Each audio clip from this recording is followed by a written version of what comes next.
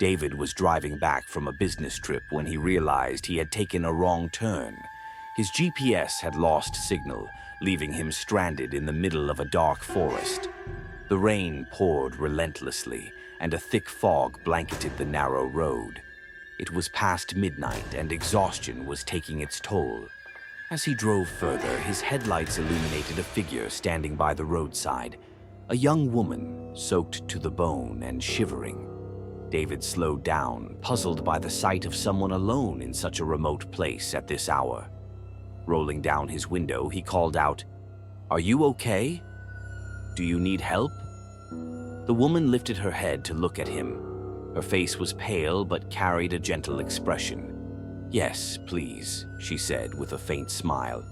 "I'm trying to get to a house a little further down the road, but I lost my way." David hesitated but eventually nodded. "Hop in. I'll give you a ride." She climbed into the back seat, thanking him softly. The car ride was quiet.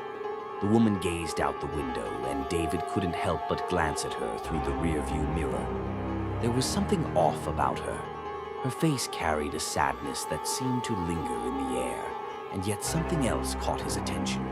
Despite being drenched from the rain, the seat beneath her was completely dry.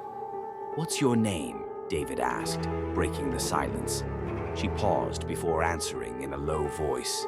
"Elena." "Is the house you're going to your family home?" She turned her head to look at him.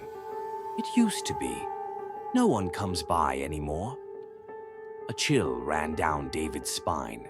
As they drove further, they finally arrived at a large, decrepit house nestled deep in the woods. The structure loomed ominously in the darkness, its windows shattered and its roof overgrown with moss. "Is this where you live?" David asked, his voice uneasy. Elena nodded slowly. "Yes, this is my home." Before David could respond, Elena was gone. The back seat was empty. She had vanished without a sound. Panicked, David slammed on the brakes and got out of the car, frantically searching for her.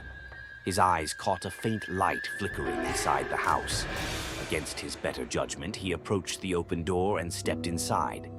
The interior was frozen in time, filled with antique furniture and a heavy, musty smell. The walls were lined with old photographs, one of which immediately caught his eye. It was Elena. Her face was unmistakable, but the date at the bottom of the photograph sent shivers down his spine. 1935. David's heart pounded as he turned to leave, but a door creaked open behind him.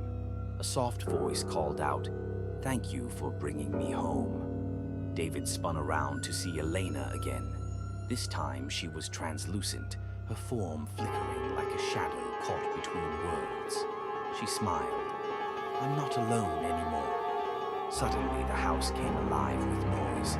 Doors slammed shut, windows shattered, and a suffocating darkness enveloped him. David couldn't breathe. His vision blurred, and then everything went black.